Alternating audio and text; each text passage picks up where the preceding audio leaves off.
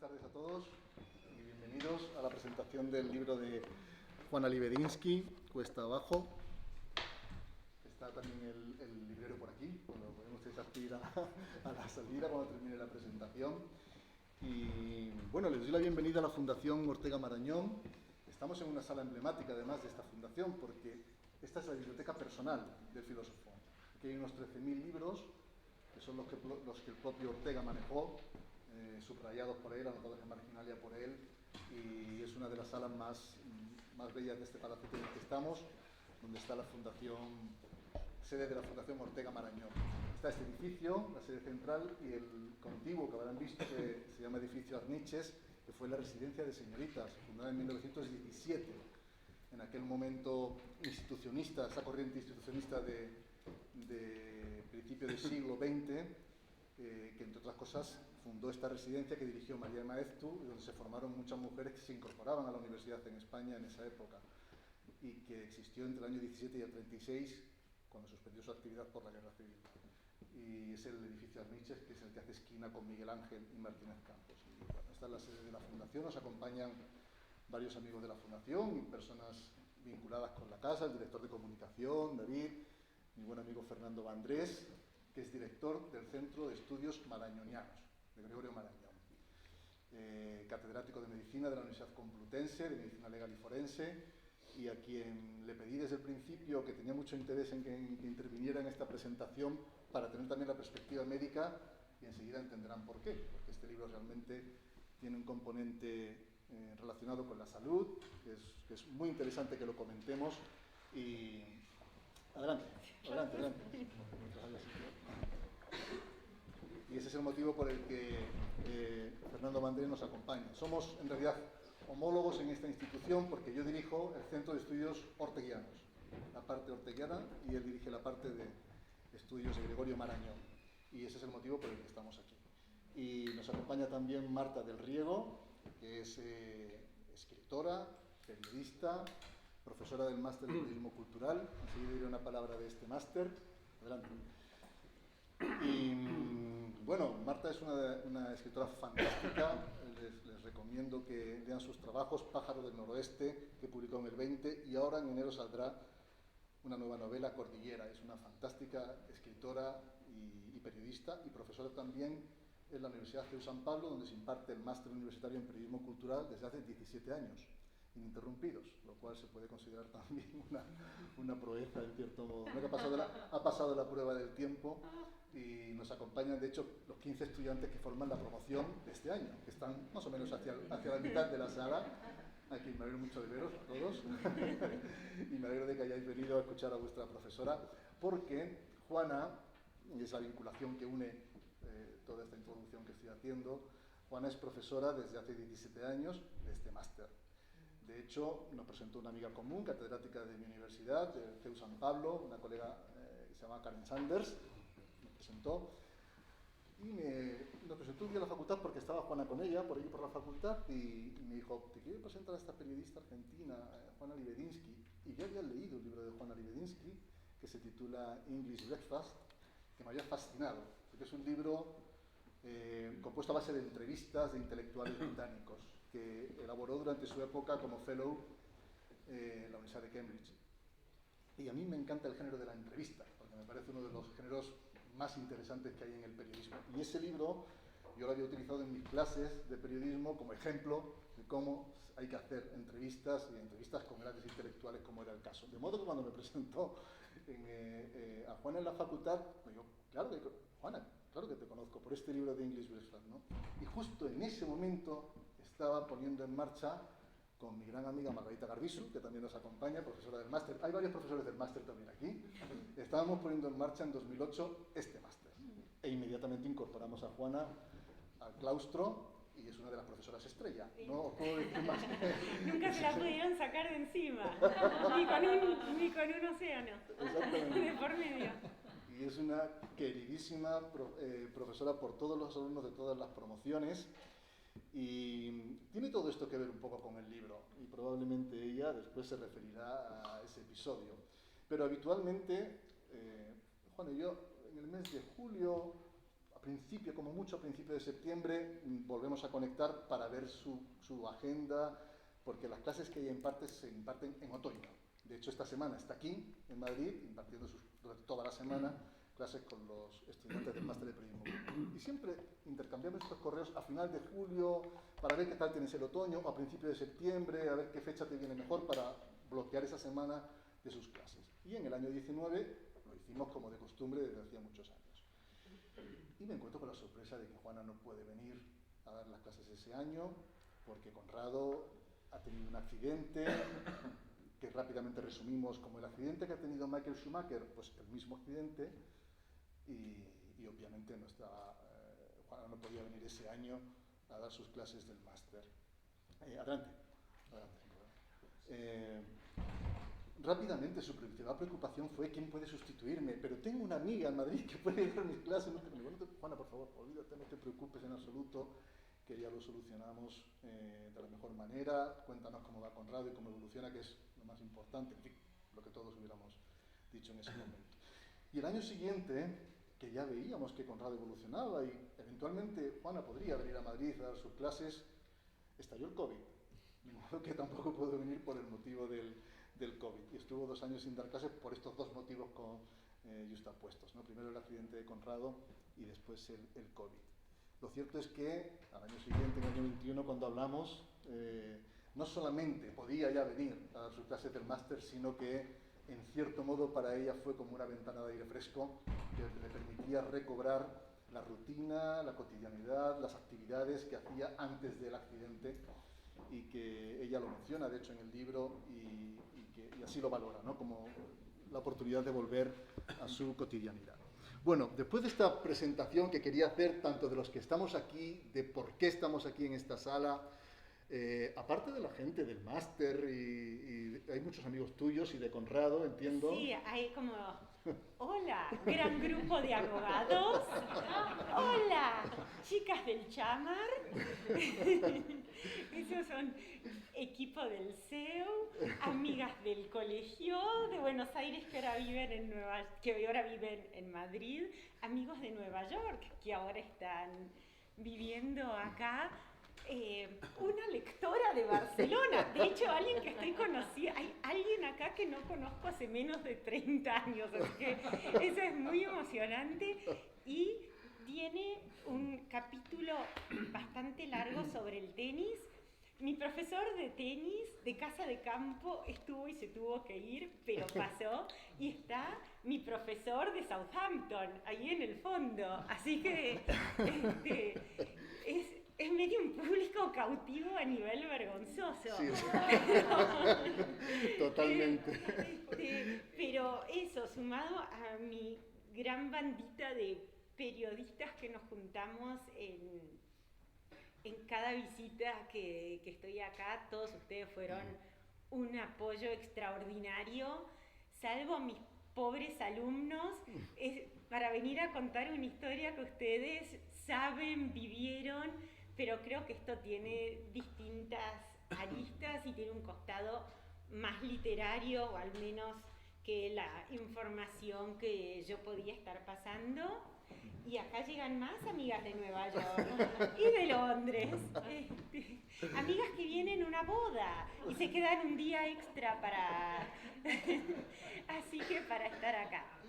O sea que efectivamente el público es cautivo. El público es cautivo a un nivel vergonzoso y eternamente agradecido a este público cautivo que en el fondo convierte esto también en una celebración. Sí, vamos a hacer además una presentación pues, que tenga este mismo tono, así la hemos planteado. Nos interesa el punto literario, que Marta yo creo que lo puede aportar muy bien, porque es su formación y es a lo que se dedica, también como escritora. La parte médica con Fernando Vandrés, creo que también puede ser interesante.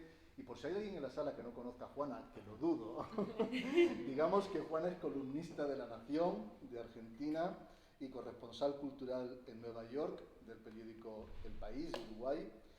Fue New York Observer Fellow en la Universidad de Nueva York, como he dicho antes, Fellow también en la Universidad de Cambridge, y miembro del Consejo Internacional del Festival Literario Blue Metropolis de Montreal.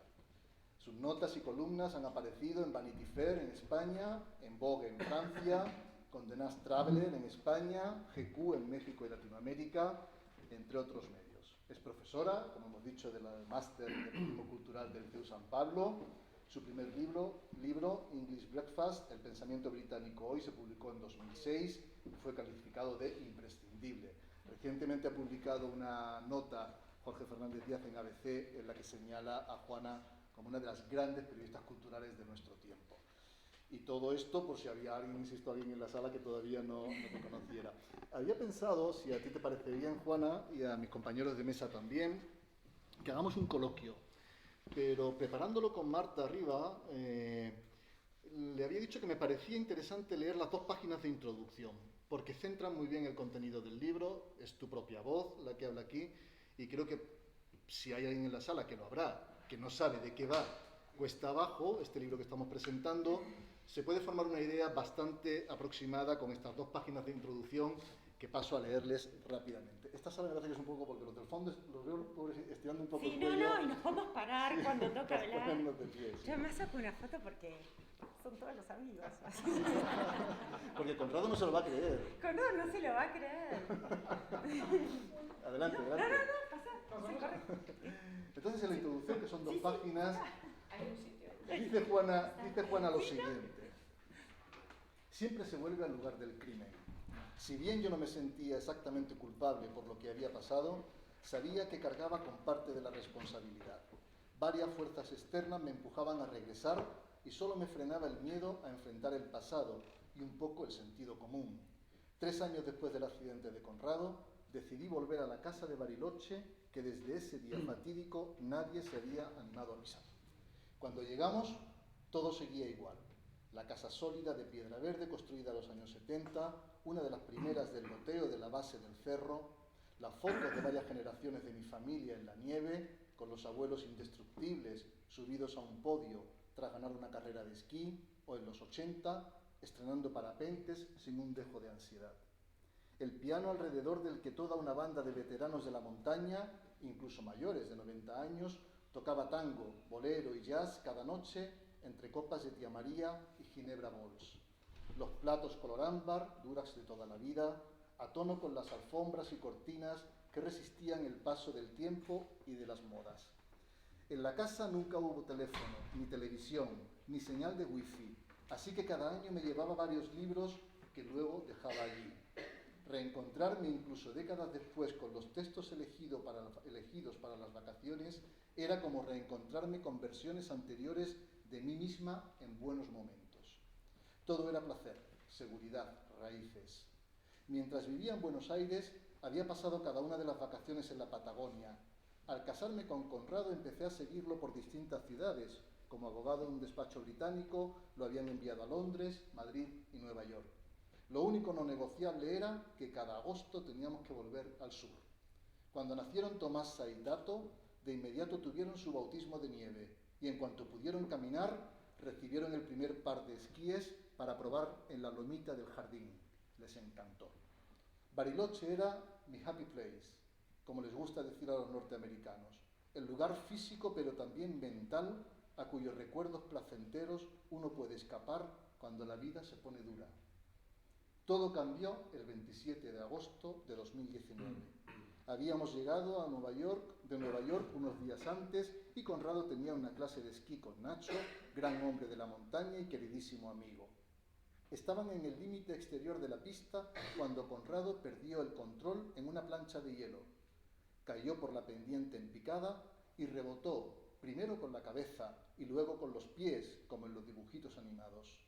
Nacho, que había sido esquiador olímpico, se lanzó como en la final de la Copa del Mundo de descenso para intentar frenar con su cuerpo a esa bola humana que tomaba una velocidad inaudita por un cañadón.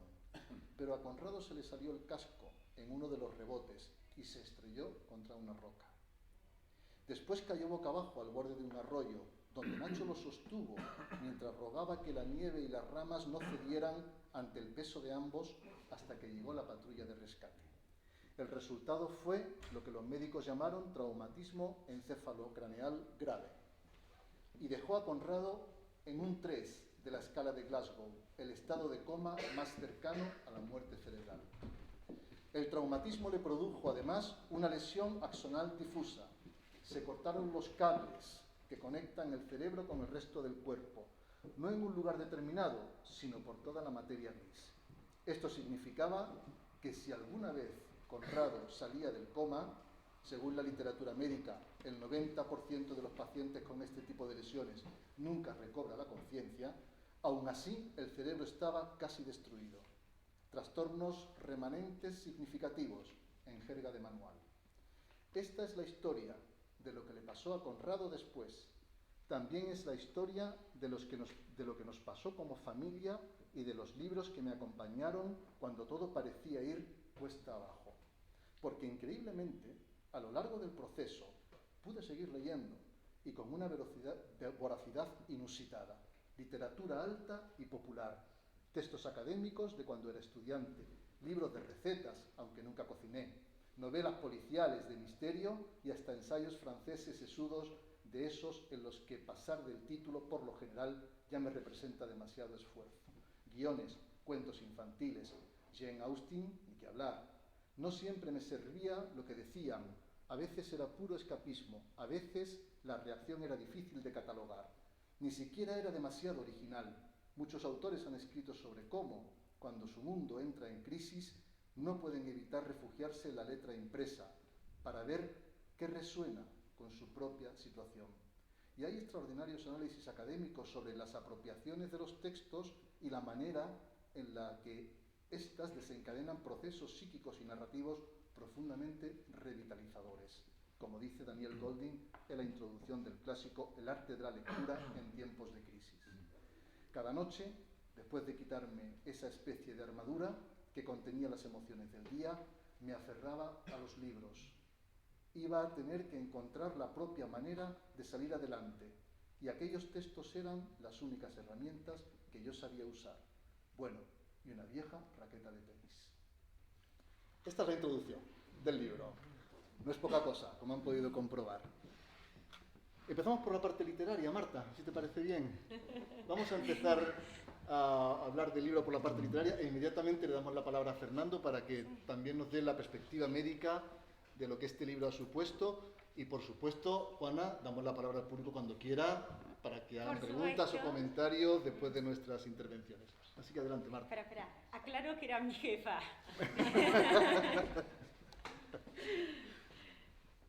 Bueno, yo conozco a Juana desde hace mucho. Cuando me la recomendó, aquí todo es boca-oreja, como vemos, ¿no? Me la recomendó Juan Abello Banfi, el director de la Fundación Gabo.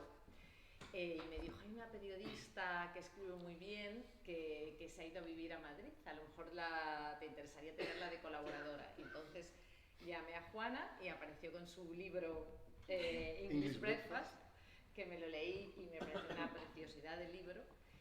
Y empezó a colaborar con nosotros, primero desde Madrid, con Vanity Fair, primero desde Madrid y después cuando se fue a Nueva York, pues desde Nueva York, haciendo entrevistas, reportajes. Entonces, durante una década, pues yo la leí y la edité. Tampoco había tanto que editar. Bueno, estos argentinismos, ¿no? Sí. Bueno. Me decía que te necesitaba una traductora para cada una de las cosas que le hablaba. Entonces, he de decir que conozco muy bien la escritura de Juana, porque son muchos años de lecturas. Entonces, he tomado aquí unos apuntes, ¿no?, sobre el libro. Su escritura, que ya os digo que conozco bien, es muy ágil, tiene imágenes muy vívidas, hace descripciones impresionistas, no son descripciones aburridas, sino que en 3 pinceladas te sitúa perfectamente. Pero si hay algo que creo que caracteriza la escritura de Juana desde el principio y que está en este libro, aunque parece muy difícil, es su sentido del humor y su ironía. Entonces, ¿cómo puedes cómo te puedes reír, cómo puedes tener esa ironía cuando estás inmersa en esa tragedia tan tremenda, ¿no? Y no sabes cómo va a terminar esa tragedia? Entonces, eso me parece uno de los grandes valores del libro, que es un libro que nunca cae en el melodrama. cuando se daría el caso, porque, o sea, si lo pensáis, es una historia tremenda, que nosotros ahora sabemos que acabó bien, pero ella no sabía cómo iba a terminar. Entonces, ella camina por el filo de esa historia y nunca cae en el melodrama. Decía John Lee Anderson, pues uno de los grandes cronistas del nuevo periodismo, que la cursilería mata cualquier texto y, sin embargo, el sentido del humor y la ironía lo eleva, y eso lo hace muy bien Juana. Entonces creo que esto es uno de los grandes valores del libro, que ahora comentaremos. Y luego hay otra cosa que es muy curiosa, que caracteriza la escritura de Juana, y es el amor. O sea, Juana siente amor por sus personajes. Nunca he visto que escriba de alguien con desprecio. Los respeta y los ama, y siente amor por sus personajes y siente amor por la vida. Y eso también está en ese libro, que es un libro optimista. Es un libro que no hay melodrama, y es un libro optimista. Y cuando llegó Juana, como contaba Nacho, después de 2 años que no la habíamos visto, y bueno, le preparamos un recibimiento, y entonces pues ella venía con tantas cosas que contar, que resumir estos 2 años y todos este drama era muy difícil, ¿no? Y ella lo hizo pues como lo hace ella, siempre como riéndose. Pero hubo una cosa que nos contó que a mí me dejó impresionada, y esa imagen está en el libro, ¿no?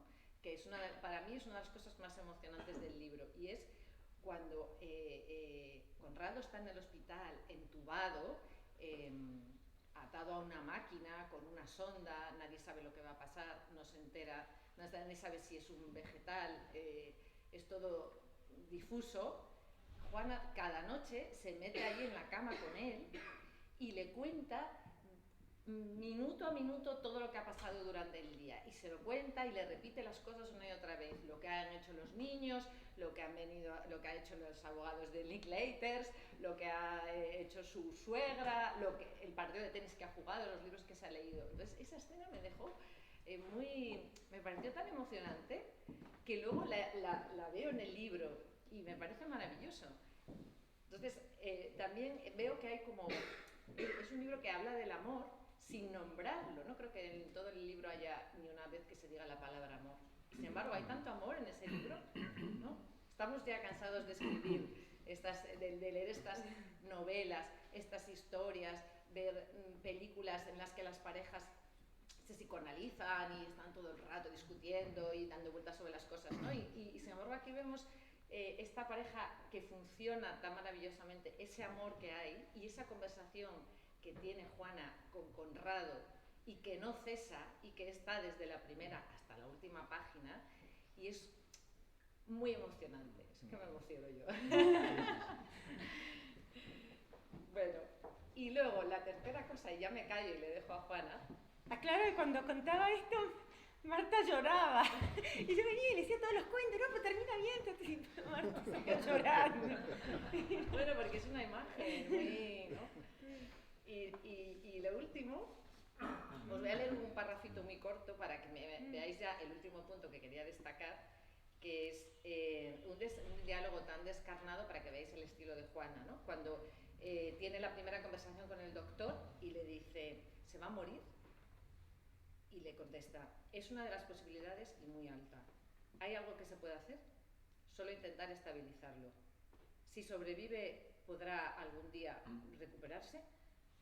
Existen casos en los que el accidentado sobrevive, en general con recuperación parcial, frecuentemente con discapacidades profundas. ¿Cuánto tiempo va a estar en coma? Imposible saberlo, pero si no muere, hay que prepararse para un escenario que podría ser de unos 8 meses iniciales para luego empezar a ver qué puede recuperarse de su cerebro. ¿Y qué hace Juana cuando tiene esta conversación? En vez de echarse a llorar, que es lo que habría hecho yo o cualquiera, ¿no? Pues ella dice, con la información que me había dado, yo tenía bastante como para ponerme en movimiento. Entonces, ¿qué hace Juana? Actúa. Entonces, esa es lo que me parece otro de los valores del libro, que Juana es una superheroína que toma las riendas, ella actúa, todo el rato está actuando en el libro. Aparte de jugar al tenis y leer, ella actúa. Así que estos son los 3 puntos que quería destacar. Y no sé si quieres que No, le no, pregunte algo. de hecho coincide Juan no ha porque hablado todavía. justo aquí me había apuntado de que Juana dice expresamente en el libro que quería ser pragmática hasta el extremo. Es decir, que lejos de, ante un panorama como el que acaba de leer Marta y estamos viendo, lejos de hundirse en un paño de lágrimas o entrar en una depresión o al contrario, se convierte en una ejecutiva de la familia que tiene que sacar adelante de esos hijos, rápidamente los asuntos inmediatos y cotidianos, ¿no? que esos niños necesitan escolarizarse en Buenos Aires y dejar el colegio de Nueva York, no se sabe por cuánto tiempo. Ahí creo que Buenos Aires y la red familiar y social de donde tienes tus raíces desempeñan un papel muy importante en toda esta trama, porque realmente Juana tiene un soporte ahí que le permite de la noche a la mañana reiniciar la vida en una ciudad totalmente distinta a la que viven. Y este pragmatismo, que efectivamente es una especie de personaje antagonista de la mujer que podría, o el marido, en este caso la mujer, que podría haberse sumergido en el llanto, en la tristeza y esperar a ver qué le pasa a mi marido, ¿no? Sino que se convierte, como tú bien dices, en una superheroína, en una mujer de acción y muy pragmática. Pero a mí me gustaría mucho que Fernando nos diera la visión del médico. Te has leído este libro y a lo mejor esto es una reacción psicológica de alguien que se enfrenta a una situación tan extrema como esta. ¿Tú qué lectura has hecho? Pongo de pie porque tengo poca voz. Está un poco afónico hoy, pero... Tantas clases al final agotan. Yo he conocido a Juana hoy. He leído el libro estos días con mucho interés. No se lo pierdan. Ya sé que muchos ya lo han leído, ya sé que estamos entre amigos, yo sería el más ajeno. Desde el punto de vista médico yo pensaba, ¿qué les cuento yo al auditorio que ya lo ha leído, lo ha visto? Y sobre todo a Juana que lo ha vivido. Poca cosa. Le podemos hablar del galgo, que significa, el galgo 3 significa casi, no estado de muerte, sino de irreversibilidad para la vida. Piensen ustedes que nosotros hemos ido mejorando científicamente y diagnosticábamos la muerte cuando ya estaba la rigidez cadavérica. Y hemos ido cambiando hacia la vida, poco a poco, y hemos llegado a un punto que se llama punto de muerte cerebral irreversible para la vida. Trasplante de órganos, extracción de órganos. Ese es el punto en el que está Conrado. En Glasgow 3. Situación pues de alta irreversibilidad. Decía Marañón que cuando hacía algún trabajo para el público o daba alguna conferencia, él se preciaba de que un acto de respeto es leer el texto y escribir algunas notas. Yo por mi poca voz he escrito algunas que son palabras mágicas también como jugaría con ellas Juana. El concepto de Glasgow ya lo han visto ustedes, luego podemos comentarlo. Angustia para buscar médicos. Angustia para encontrar quién, dónde, cómo, en Buenos Aires, en Nueva York, en el mundo. Eso lo vemos todos los días. El enfermo oncológico que yo vi ayer dice que si se puede hacer aquí o ¿a dónde vamos, doctor? A donde usted nos diga. ¿Cuál es el mejor sitio del mundo? Angustia, angustia de angostura, de estrechamiento. La vida se estrecha. Angustia. La negación de lo que parece irremediable. Todo el mundo da un pronóstico malo. Glasgow 3, y si sale de aquí, que será una prueba muy escasa, quedará con importantes secuelas, se dirían entre los diferentes facultativos a los que se consulta. Hay ideas, pues, de un cierto pensamiento mágico, y ahí aparece la magia. ¿Y si acaso? ¿Y si yo? ¿Y si aquel medicamento? Y le digo una cosa a Juana, en esta confianza que ella da por su rostro, su manera de hablar. No acabo de ver, porque no viene en mi libro, lo de la medicación del extracto de proteínas de cerdo. Yo soy muy respetuoso. Pienso que la mejoría de Conrado está en que todo el exterior es capaz de trasladar un nuevo concepto de esperanza. La esperanza en medicina no es estar sentado esperando. La esperanza en medicina, cuando se entiende de verdad, es una nueva disposición para vivir el presente. El enfermo cargado de esperanza vive el presente con un proyecto de vida distinto. Y ustedes dirán, esto es muy filosófico, parece orteguiano, ¿no? Les diré que tenemos 83.000 millones de neuronas, con 10 billones de conexiones explosiones cerebrales. En un momento determinado decimos que el cerebro se apaga. No se apaga del todo. Hay grupos de neuronas que quedan protegidas, no sé dónde están, entre 83.000 millones, no soy capaz de localizarla, como no localizo las estrellas. Y ahí pueden aparecer proyectos vitales, necesidad de respirar, necesidad de caminar, necesidad de oír, ansiedad porque no te enteras de qué está pasando, y poco a poco aquello va mejorando. Luego está la medicación, la respiración, las complicaciones, la trepanación para que la hemorragia no acabe con la vida de la persona. Por lo tanto, este pensamiento aparentemente mágico deja de serlo cuando aparece la palabra esperanza, que se cita en el libro muchas veces, y sobre todo en la introducción. Quien hace el prólogo es otro periodista, es ¿verdad? un periodista de La Nación, sí. Me gusta porque dice el prólogo, esto es la anatomía de un instante. Y ustedes dirán, anatomía de un instante. Y les voy a poner un ejemplo. Yo mañana tengo autopsias. Y los que voy a autopsiar mañana, algunos todavía no lo saben. Porque se matan el concepto de instante que traslada Juan aquí es, para mí, trascendente. Los que vivimos en este mundo sabemos que esto es muy importante. Entonces ella vive ese estado de posible irreversibilidad, concepto de esperanza, ese instante ordinario que citas en algunas ocasiones ahí entrecomillado, y el entorno, del entorno pues está la familia, los amigos, los conocidos, la manera tan fácil con que Juana sale y entra, sale de la ruina de vida, sale y describe un acontecimiento, una experiencia, la lectura de un libro, un autor, y luego retorna.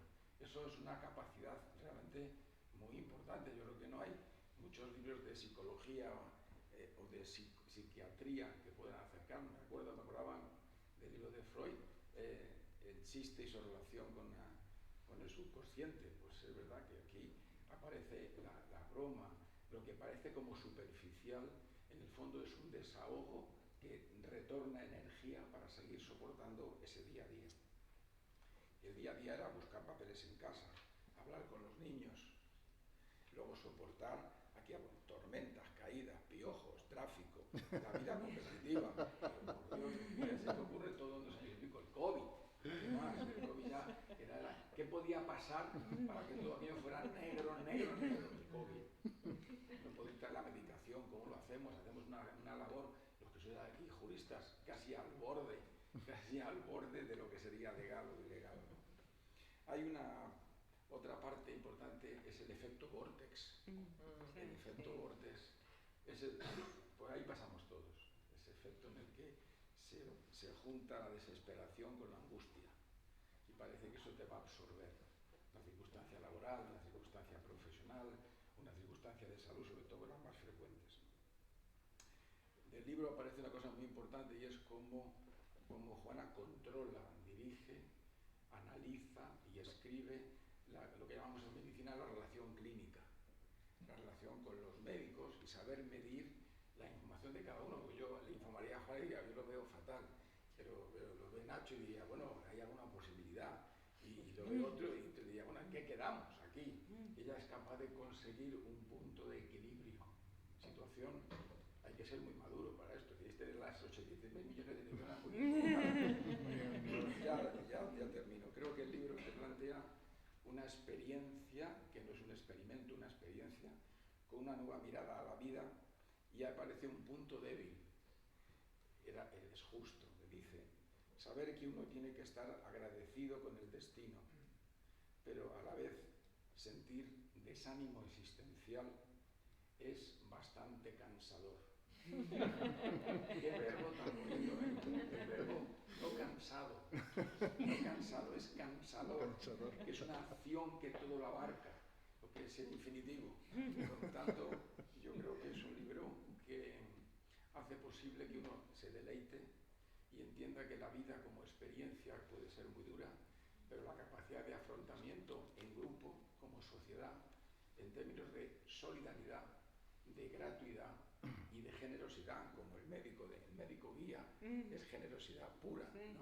Y yo creo que eso hace posible que entonces esta película que ha acabado bien, pues demos gracias a Dios por ello. Muy bien. Bueno, Juana, yo creo que es tu turno. Yo creo que tienes que o responder a lo que se ha dicho aquí o explicarnos tú misma el proceso de creación. Bueno, es muy difícil hablar de esto y al revés, es como, ay, no paren, lo estoy pasando demasiado bien. Voy a contar la parte de Madrid porque me parece oportuno y tantos de ustedes estuvieron involucrados. Bueno, me paro así, Sí. así los veo, más que nada por mí. Bueno, es la historia de Conrado, que todos ustedes saben, bla, bla, bla. Estamos en Buenos Aires, nos quedamos en Buenos Aires. Conrado está desesperado en cuanto empieza a más o menos... Bueno, voy a decir algo, no sé si fue Íñigo, no me acuerdo quién era de los colegas, de los múltiples colegas de Conrado que estaban acá, que me acuerdo cuando nosotros llegamos de Nueva York, que me dijo... Comentario que muchas veces me hacen algo como que raro que es tu marido, porque nosotros veíamos Conrado Tenaglia, viene de Buenos Aires, de Nueva York, nos esperábamos como un ítalo argentino que venía, no sé qué, y nos mandaron un suizo. Entonces eso también es cierto de la personal. Una de las cosas que para mí fue muy rara fue que nos decían todo el tiempo que, o sea, en el caso, bla, bla, bla, que se llegara a recuperar sería con profundos cambios de personalidad y demás. Y por supuesto que Conrado, en cuanto abrió medio ojo, lo único, está en el libro, lo único que quería era que le trajeran el ordenador y ver quién se estaba ocupando de los clientes. Y yo daba, soy tu mujer, son los niños, estás saliendo de un coma, están tus padres. Pero al mismo tiempo eso era garantía de que era él, ¿no? Entonces eso era un reaseguro bastante importante. En un momento, bueno, finalmente él quería volver a Nueva York, volvemos a Nueva York y el libro se llama Cuesta Abajo porque literalmente se dio una piña cuando fue yendo cuesta abajo, pero en un momento me empiezan a pasar una serie de cosas malas, pero que ya era ridículo. 2 veces me atacan en el subte. Los chicos, cuando finalmente volvemos, después de todo lo que pasamos, logramos volver a la escuela, a Nueva York, los chicos anhelaban tanto y había una tormenta de nieve y hubo, bueno, estaban cerrando, es una escuela de 300 años, estaban cerrando la puerta de madera de 300 años y pueden escurrirse para entrar, viajaron con el uniforme puesto, dejamos a los chicos en la escuela y seguimos con el taxi rumbo a casa, que era otro momento importante, que era Conrado que iba a pasar los 4 minutos antes de salir disparado a la oficina, ¿no?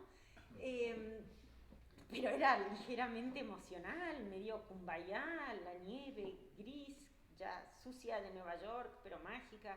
Todo lo demás, estamos empezando a bajar las maletas y me llaman por teléfono del colegio que los niños tienen piojos, que los pase a ubicar ya.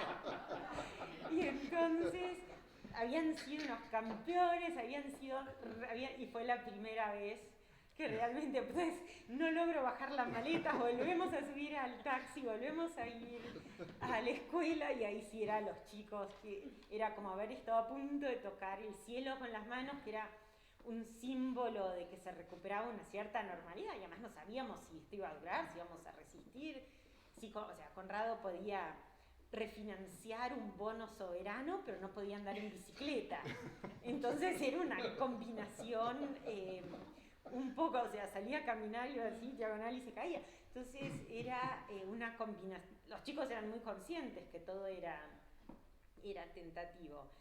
Y ahí fue cuando empiezan a pasar todas estas cosas. La pandemia, no logro tengo que meter una droga que no estaba aprobada por el FDA, contrabandearla, nos habíamos hecho ciudadanos americanos días antes, entonces pasaba a ser un delito federal traer una droga por correo, no me dejaban salir. no conseguir un médico que quisiera hacerlo. Bueno, empiezan a pasar una serie de cosas que ya eran ridículas y mi mamá entra en coma, que fue como acá las chicas del tenis, que en todo esto fueron el apoyo fundamental. Era como esta situación increíble que te parte un rayo 2 veces seguidas en la cabeza. Para los que la mayor parte saben, mamá está perfecta, pero yo estoy harta de ir, como me dicen en Nueva York, you're running out of miracles, ¿no? Ya. Pero bueno, en esa época no sabía todo eso, y ahí es cuando cuesta abajo y sin frenos empiezo a ir yo. Se muere mi abuela, que muchos de ustedes conocieron, y entonces, esto lo estoy haciendo así a lo largo, pero esta parte ya es como tan increíble, que creo que cambié ligeramente en el libro, creo que le cambié el sexo o algo, por las dudas que no me haga juicio, pero básicamente como un equivalente, el escribano, que es como una especie de notario combinado con abogado en el Río de la Plata, que mi abuelo era ingeniero, era el clásico ingeniero gris, conservador. Mi abuela era la señora del ingeniero. Todo era muy tranquilo, impecable. Tenían un escribano que era también totalmente gris, señor respetable. Mi abuela se había muerto. Justo entonces yo le estaba reemplazando a mamá, que estaba en coma, con las cosas, en la herencia, con todos los hermanos. Y en un momento, era justo la pandemia, ellos tenían pequeños inmuebles comerciales abandonados, se les había metido gente, bueno, todo el lío. Estaba tratando de solucionarlo. Cuando más o menos lo tenemos listo, desaparece el escribano, y la próxima vez que lo vemos era en la televisión, porque era el responsable de un circuito de trata de blancas que apuntaba a personajes mediáticos. Ya nada más puede pasarme. Y en ese momento me llama Nacho y me dice: estamos retomando las clases presenciales, ¿no querés venirte a Madrid a dar tus clases? Y yo, sí. Y entonces abandoné todo, que era, además, ¿saben el circuito que hay que tener de acompañantes terapeutas, manejando 2 situaciones muy extremas en Buenos Aires y en Nueva York, más todas estas otras cosas, más que hacíamos de golpe nosotros éramos parte de todo el circuito de tratas de blancas para personajes mediáticos de Punta del Este. Me vine para acá, volví a dar las clases, y ahí lo que me pasó es que volví a estar con mi jefecita, con antiguas colegas que están acá, fui a jugar al tenis con las chicas, y entonces una de las cosas que me pasó era que estaba, en lo de Rocío, que siempre me quedo, y en la tele, una vez que ella siempre está viajando, trabajando, yo qué sé, cuando no me podía dar bola, y justo había un documental que era sobre Nora Ephron. Y Nora Ephron es muy conocida porque en Estados Unidos, porque es la que escribió los guiones de Cuando Harry conoció a Sally, de Sleepless in Seattle, todo eso. Después tenía una serie de libros, de ensayos muy entretenidos sobre las indignidades de envejecer. Y este documental había salido en Estados Unidos hacía tiempo, pero bueno, ahora justo lo pasaban en la televisión española, y lo había hecho el hijo de ella, y en un momento el hijo dice que la máxima por la que se regía su madre era que si uno va por la calle y se patina con una cáscara de banana, la gente se ríe de uno. Pero que si uno le cuenta a la gente que iba por la calle y que se patinó con una cáscara de banana, es uno el que hace reír a la gente. Y además por ahí hasta le da algún pequeño mensaje sutil de miren si hay algo amarillo en la calle antes de cruzar, o lo que sea. Y para cualquier persona en general, pero me parece en particular para los que somos periodistas y siempre trabajamos con esto, que era una parte de la identidad también, es retomar el control de la narrativa de la propia vida. Y eso es tremendamente importante, y ahí fue cuando dije, ok, me tengo que poner a escribir seriamente de esto. Así que como siempre que vengo a Madrid, preparo clases a la mañana, almuerzo como con amigas, voy a dar las clases y después aprovecho el jet lag para hacer largas noches con amigos y colegas. Ahí agregué además ponerme a escribir. Y bueno, este es el resultado, así que es particularmente emocionante estar presentándolo acá.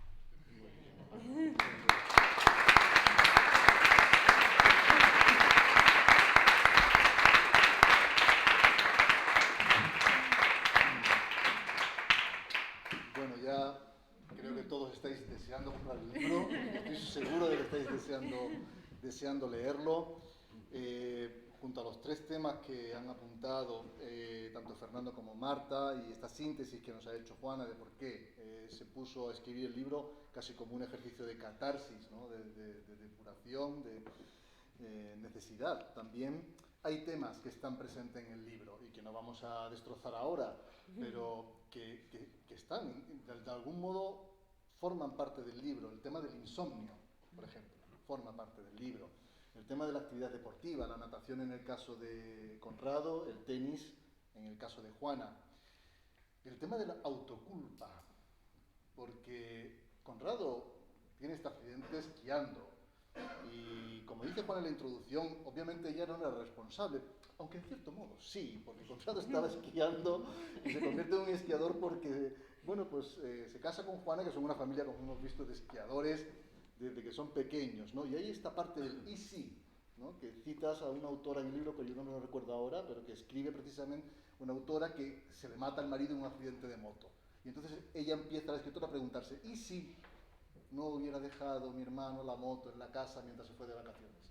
¿Y si no lo hubiera tomado mi marido? Y empieza a hacerse ese tipo de preguntas para construir un futuro que es imposible y que no existe, porque la realidad es inexorable.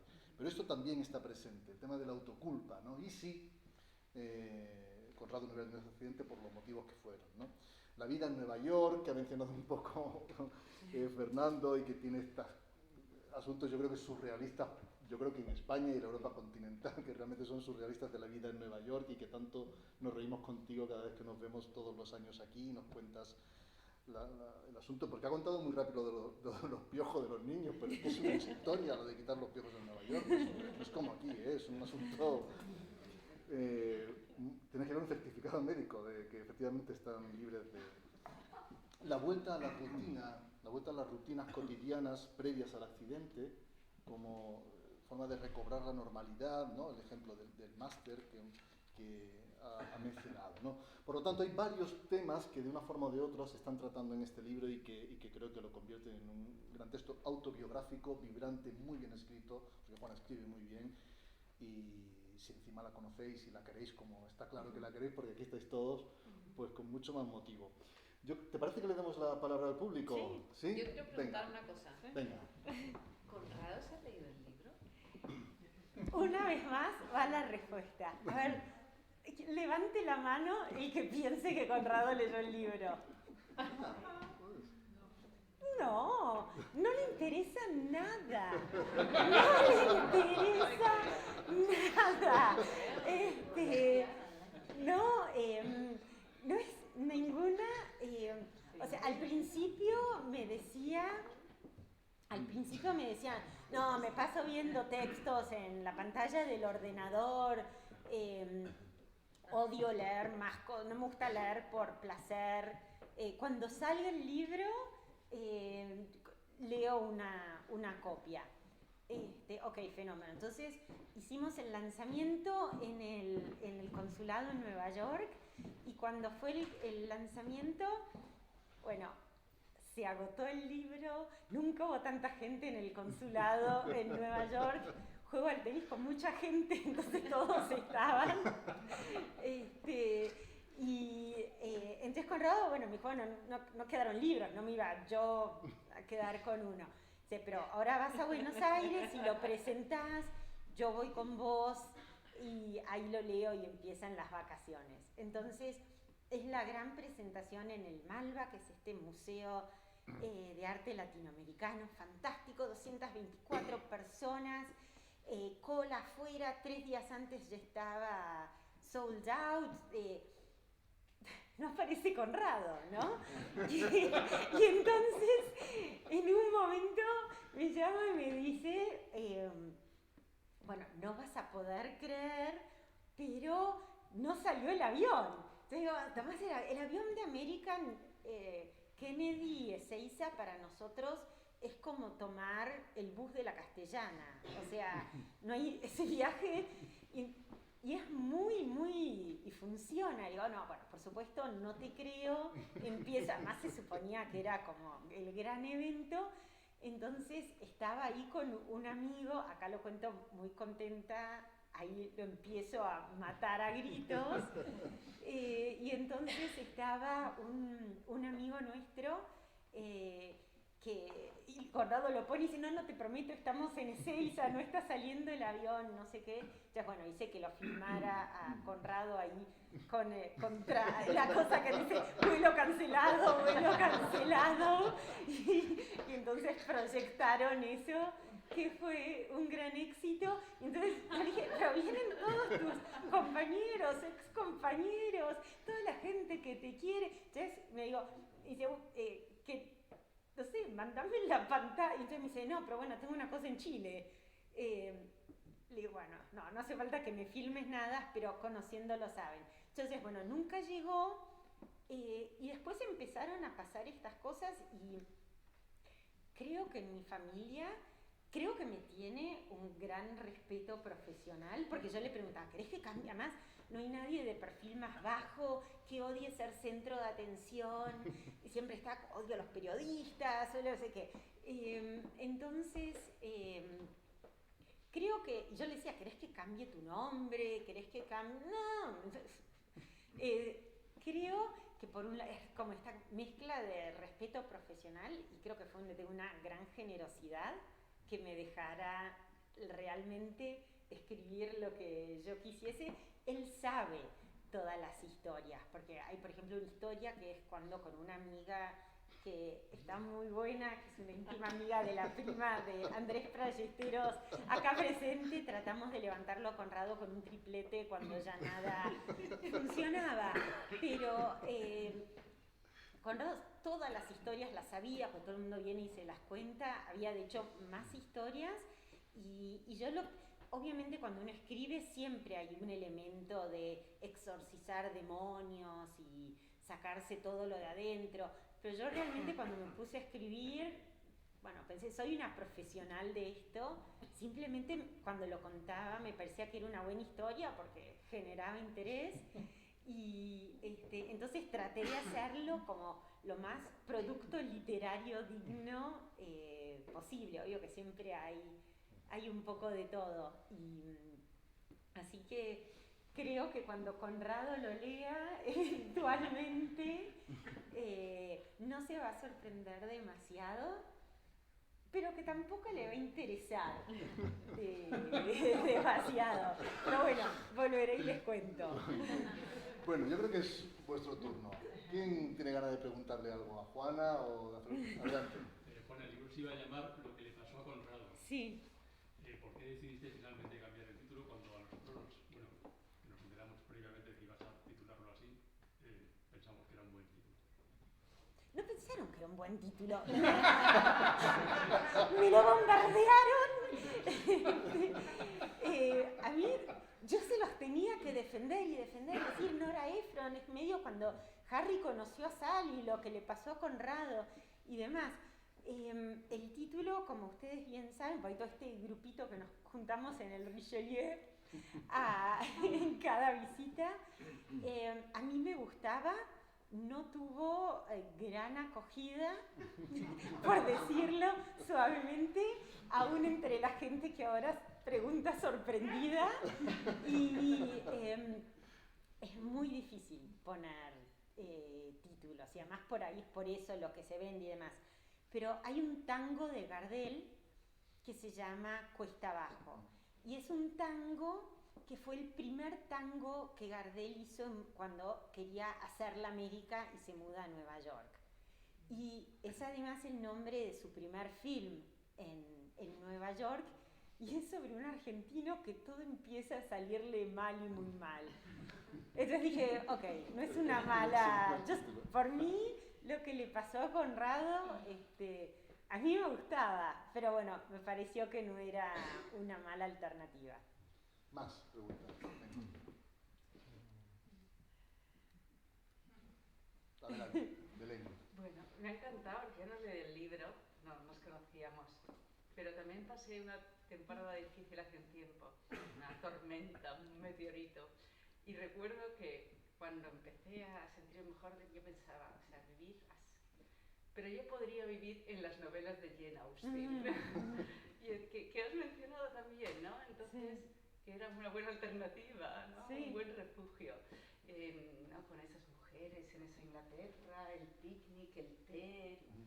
esa vida, esa idea de virtud, de esa belleza, ¿no? Porque claro, imagino que todo ese tiempo sería una pesadilla, ¿no? Eso que dices también de que en la acción pues hay ¿no? Hay una fuerza y hay una vida, ¿no? Momentos duros. Y yo en realidad lo que quería preguntarte es cuándo lo has escrito, porque es diferente, ¿no? Es muy diferente escribirlo después cuando ya sabes que la historia sale bien, o lo escribiste, ¿no? A medida que lo hice en 2 pasos. Lo hice al principio, cuando fue la pandemia, por esta cosa del FOMO, ¿no? Todo el mundo estaba escribiendo, entonces yo no iba a hacer menos. Pero después mamá entró en coma. Entonces ahí ya realmente no pude hacer más nada hasta que me vine aquí a España. Y cuando estaba, imagínate que esto pasa en Buenos Aires, la cantidad de amigos psicólogos, y los que no son amigos psicólogos son amigos que se psicoanalizan. Entonces todos venían a decirme, tenés que tomar notas de lo que está pasando, porque bla, bla, bla, después es importante. Y entonces, pero yo lo que menos quería era estar pensando de lo que está pasando, porque tenía que ocuparme de cosas muy concretas, y si tenía un ratito prefería leer, no tenía un ratito, si podía inventarme un rato de algo, era leer o jugar al tenis o leer sobre tenis. Y entonces fue recién cuando vine para acá, y cuando escribo como periodista, o sea, fue para mí una experiencia interesante lo de escribir como el género de la memoria versus ser periodista pura y dura de periódico nacional, que es lo que siempre fui. Porque en este caso no es que yo iba y todas las historias que recordaba iba y contrastaba y preguntaba a 5 personas. En esto era, yo me lo acuerdo así y lo pongo así, y lo único que sí fui cuidadosa es que primero se lo mostré a Sixto, que está acá, que es un médico extraordinario, porque realmente no quería meter la pata con la parte médica, porque si no, y es como que se desmorona todo. Y además era tratar de explicar en términos medio básicos cosas que por ahí son complicadas, y además todo el tiempo lo que me decían es, con el cerebro nunca se sabe, con todos los demás órganos, bla, bla, pero el cerebro nunca se sabe. Y se lo mostré al médico que lo atendió a Conrado, y que de hecho ahora hace poco fue el Congreso Argentino de Neurólogos, y este señor se llama Ignacio Previliano, era el director del Hospital Fernández, que es como la gran institución pública argentina, y él recomendó mi libro a todos los neurólogos. Así que, o sea, salieron críticas lindísimas en los diarios, y estoy tan contenta de todo, pero esto fue como, ok, entonces no metí la pata. Y ahora yo estaba ahí tan nerviosa de, ay, va a decir que metí la pata en alguna de las descripciones o lo que sea. Pero tuvo estas 2 etapas, y obvio, escribir sabiendo de un final feliz te puede hacer ver las cosas de una manera distinta, pero yo sabía el final feliz, y de vuelta lo que yo trataba de hacer era un libro que estuviese bueno y quisiera que el lector quisiera pasar a la siguiente página. Así que, bueno, fue lo mejor que me salió. Y tuve grandes editores, en particular Mike Elkin, que está acá, que es la persona más seca del universo. Entonces, cuando yo escribo de una forma bastante poco emotiva y encontré a alguien que me gane en esa, que es difícil. Así que eternamente agradecida también. ¿Alguna más? Nos quedéis con las ganas. Por allí. Yo quería preguntarte por qué optaste por escribir de una manera tan personal en vez de desde la ficción y si crees que eso te ha abierto las puertas a continuar escribiendo libros sobre lo que te pasa en tu vida. Sí, bueno, ni se me ocurrió, la verdad, porque no sé escribir ficción. Entonces me puse a hacer lo que me salía fácil. Y ahora estoy llena de ideas, pero no, estaría encantada de salir de mí misma, igual de vuelta, aquí al grupo que le decía de los títulos lo que le pasó a Conrado, todas mis grandes ideas por ahora le parecen espantosas. Así que... pero bueno, si en algún momento, y no tienen nada que ver ni conmigo ni con mi familia, estoy aventurándome en temas gastronómicos, así que, y no sé cocinar. Así que, pero bueno, vamos a ver qué resulta. Muy bien, venga, hay un par de ¿Cómo te has preguntas. agradecido, Conrado, todo lo que hiciste por todo lo que has hecho por él? ¡Qué buena pregunta! Bueno, creo que indirectamente, al restablecer toda la vida, y creo que nos gustaba nuestra vida, entonces creo que me agradeció poniéndole una garra extraordinaria para salir adelante. Y en cierta forma es el héroe calladito, literal y metafóricamente, de toda esta historia. Pero una de las cosas raras es que cuando estaba escribiendo esto, como nerd que soy, me puse a investigar, ¿no? Porque después del COVID se puso en Nueva York muy de moda este género que se llama el trauma memoir. Y entonces, en general, hay un arco narrativo que te pasa algo muy terrible y después de eso, bueno, lo pasas muy mal, empezás a aprender de eso, eventualmente salís como una persona mejorada, una mejor versión de vos misma, ligeramente iluminada y lista para dar TED Talks. Y nosotros estamos medio parecidos a cuando empezamos. Y entonces era como que yo era una máquina de decepcionar a la gente, ¿no? Conrado también, cuando venían a decirle si había visto la luz al final del túnel, y Conrado encima venían a tocarlo, y Conrado daba como 7 pasos para atrás, ojos así abiertos, y entonces él tenía la idea de hacerse una camiseta y llevarla abajo del blazer que dijera: no vi la luz al final del túnel, o si la vi no me acuerdo, entonces cuando la gente se la acordara, abrirla. Pero básicamente eso les da la idea de que no hubo un gran momento de kumbaya. En cierta forma estoy bastante agradecida, pero se lo recrimino. Precisamente mencionar este subgénero de las memorias sobre el trauma, en cierta medida, para la gente que ha pasado pues, por ese tipo de sucesos, que les ha ocurrido algo así muy traumático, en cierta medida podría ser hasta terapéutico escribir algo así, o también dependiendo de la persona podría como reavivar todo eso por lo que ha pasado. Lo que vos decís es interesante porque me pasó algo muy raro, que es, bueno, todos me conocen, o sea, si hay algo que jamás haría es escribir nada de autoayuda o lo que sea. Agata, sobrevivo yo, ¿quién soy yo para decir nada a nadie? Y una de las cosas raras fue que tuvo bastante, ¿no? En el diario, tuvo muchas reseñas en distintas revistas, estuve en la tele, todas esas cosas que me encantaban.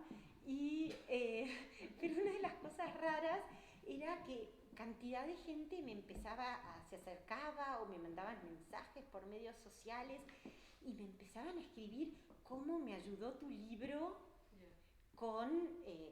y muchos eran, o venía gente y me decían historias de otros Highlanders, ¿no? Otra gente que había sobrevivido cosas muy terribles, o gente que había acompañado a alguien que había sobrevivido algo muy terrible. Y para mí era como, por un lado, un honor, por otro lado era una responsabilidad enorme que yo nunca quise pero al mismo tiempo, aún para una tremenda escéptica como soy yo, o sea, a mí me parecía que yo tenía una buena historia para contar, y si encima la historia no era suficientemente buena, tenía que sirviera como una ventanita para introducir todos estos otros autores que sí eran geniales y que sí tenían grandes historias. Y yo con eso estaba, o sea, más que contenta.